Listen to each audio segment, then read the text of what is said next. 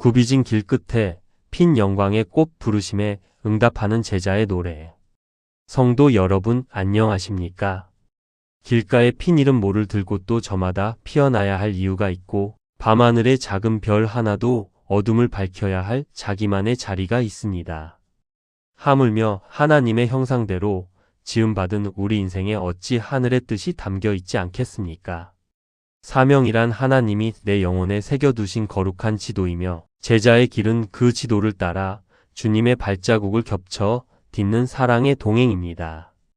때로는 그 길이 거칠고 험할지라도 나를 부르신 이의 음성을 따라 걷는 발걸음은 세상이 줄 수 없는 평안으로 가득합니다.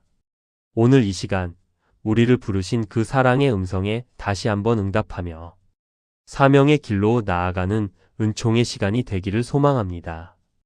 첫째로 사명은 내가 선택한 야망이 아니라 나를 지으신 하나님께서 부여하신 거룩한 존재의 이유임을 깨달아야 합니다. 우리는 내가 무엇을 할까 고민하지만 제자는 나를 부르신 이가 무엇을 원하시는지 묻는 사람입니다. 사명은 내 꿈을 이루는 도구가 아니라 하나님의 꿈에 내 인생을 드리는 헌신입니다. 내가 너를 모태에 짓기 전에 너를 알았고 내가 배에서 나오기 전에 너를 성별하였고 너를 여러 나라의 선지자로 세웠노라 하시기로 예레미야 1장 5절. 나의 달려갈 길과 주 예수께 받은 사명. 곧 하나님의 은혜의 복음을 증언하는 일을 마치려 함에는 나의 생명조차 조금도 귀한 것으로 여기지 아니하노라. 사도행전 20장 24절. 사실적인 예와 바이올린의 사명. 어느 명품 바이올린이 장식장에 갇혀 수십 년간 아름다운 자태만 뽐내고 있었습니다.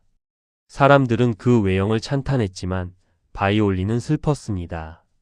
그러던 어느 날 거장의 손에 들려 줄이 팽팽하게 당겨지고 활이 몸에 닿는 아픔을 겪은 뒤에야 비로소 온 세상을 울리는 천상의 소리를 내기 시작했습니다. 바이올린의 사명은 장식장에 있는 것이 아니라 연주되는 데 있습니다. 우리 인생도 내 안락함의 장식장에 머물 때보다 주님의 손에 붙들려 사명의 노래를 부를 때 가장 아름답습니다. 둘째로 제자의 길은 자기를 부인하고 자기 십자가를 지고 주님을 따르는 내려놓음의 결단이 필요합니다. 세상은 높이 올라가라 말하지만 주님은 낮아지라 말씀하십니다.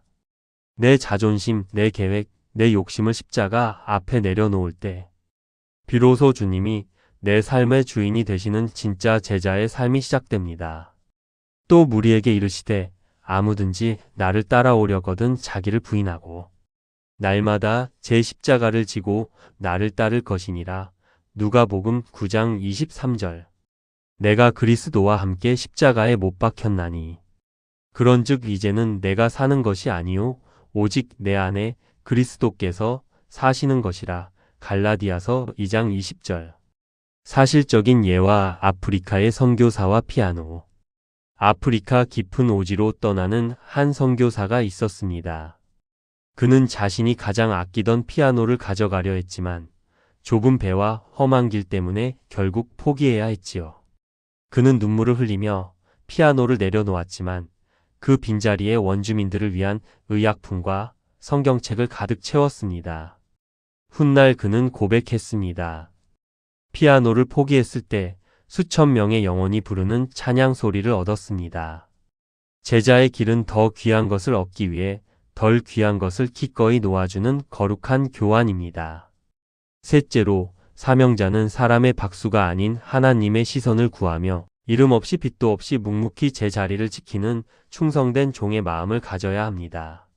사명의 길은 때로 고독합니다. 아무도 알아주지 않고 오해받을 때도 있습니다. 그러나 제자는 세상의 평가에 흔들리지 않습니다. 나를 부르신 주님이 나를 보고 계신다는 사실만으로 충분히 행복하기 때문입니다. 사람이 마땅히 우리를 그리스도의 일꾼이요 하나님의 비밀을 맡은 자로 여길지어다. 그리고 맡은 자들에게 구할 것은 충성이니라. 고린도전서 4장 1절-2절. 내가 죽도록 충성하라. 그리하면 내가 생명의 관을 내게 주리라. 요한계시록 2장 10절. 사실적인 예와 등대지게 일기. 평생 외딴 섬에서 등대를 지킨 한 노인이 있었습니다. 큰 배들이 안전하게 지나가지만 그 배의 선장이나 승객 중 누구도 등대지기의 이름을 알지 못했습니다. 노인의 일기장 마지막 장에는 이렇게 적혀 있었습니다. 오늘도 내 이름을 아는 배는 없었으나 내 불빛 덕분에 길을 잃지 않은 배가 수백 척이니 그것으로 촉하다. 주님이 내 불빛을 보고 계셨으니까. 제자는 빛나는 주인공이 아니라 주인공이신 예수님을 비추는 배경이 되기를 기뻐하는 사람입니다. 넷째로, 제자의 삶은 날마다 말씀의 샘가에 머물며 주님의 인격을 닮아가는 영적 변화와 성숙의 과정입니다. 사역은 은사로 할 수 있지만 제자의 삶은 인격으로 하는 것입니다. 주님의 말씀을 배우고 확신한 일에 거하며 내 삶의 구석구석에서 예수의 향기가 배어 나오도록 자신을 가꾸어야 합니다. 너희가 내 말에 거하면 참으로 내 제자가 되고 진리를 알지니 진리가 너희를 자유롭게 하리라. 요한복음 8장 31절-32절. 그러나 너는 배우고 확신한 일에 거하라. 너는 내가 누구에게서 배운 것을 알며. 디모데후서 3장 14절. 사실적인 예와 스승을 닮아가는 조각가. 거장 조각가 밑에서 일하던 한 제자가 있었습니다. 그는 스승의 작품을 똑같이 흉내내는데 수년을 보냈지요.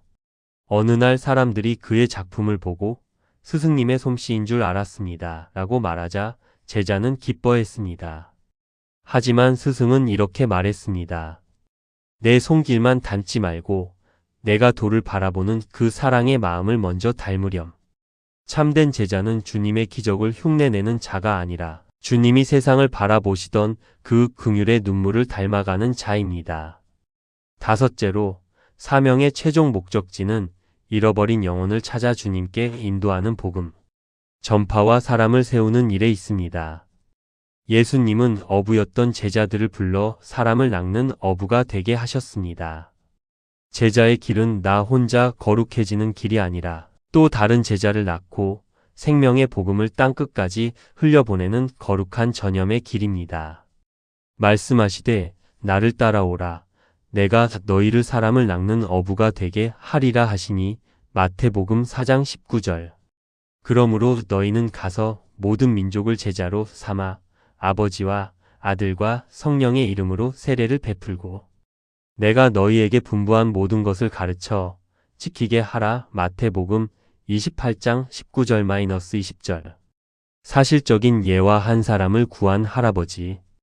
해변에 수천 마리의 불가사리가 파도에 밀려와 죽어가고 있었습니다.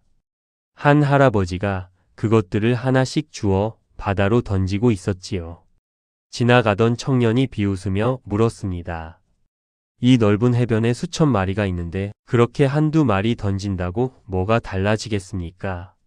할아버지는 손에 든 불가사리를 바다로 던지며 대답했습니다. 방금 바다로 들어간 이 녀석에게는 온 세상이 달라진 것이라네. 사명은 거창한 구호가 아니라 내 곁에 있는 한 영혼을 위해 기도의 눈물을 흘리는 것입니다. 여섯째로, 사명의 길 끝에는 주님의 따뜻한 영접과 영원한 상급이 예비되어 있으며 그 소망이 오늘의 고난을 이기게 합니다. 제자의 길은 좁고 협착하지만 그 끝은 눈부신 영광입니다. 이 땅에서 주님을 위해 흘린 땀방울과 눈물은 천국에서 보석보다 빛나는 면류관으로 바뀔 것입니다. 생각하건대 현재의 고난은 장차 우리에게 나타날 영광과 비교할 수 없도다. 로마서 8장 18절. 그 주인이 이르되 잘하였도다. 착하고 충성된 종아, 내가 적은 일에 충성하였음에 내가 많은 것을 내게 맡기리니 내 주인의 즐거움에 참여할지어다 하고 마태복음 25장 21절. 사실적인 예와 마라톤 선수의 결승선. 42.195km를 달려온 마라톤 선수가 마지막 결승선을 통과하는 순간 그는 그동안의 모든 갈증과 다리의 통증을 잊어버립니다. 자신을 향해 환호하며 달려오는 감독과 가족들의 품에 안길 때 그 고통은 영광스러운 훈장이 되지요.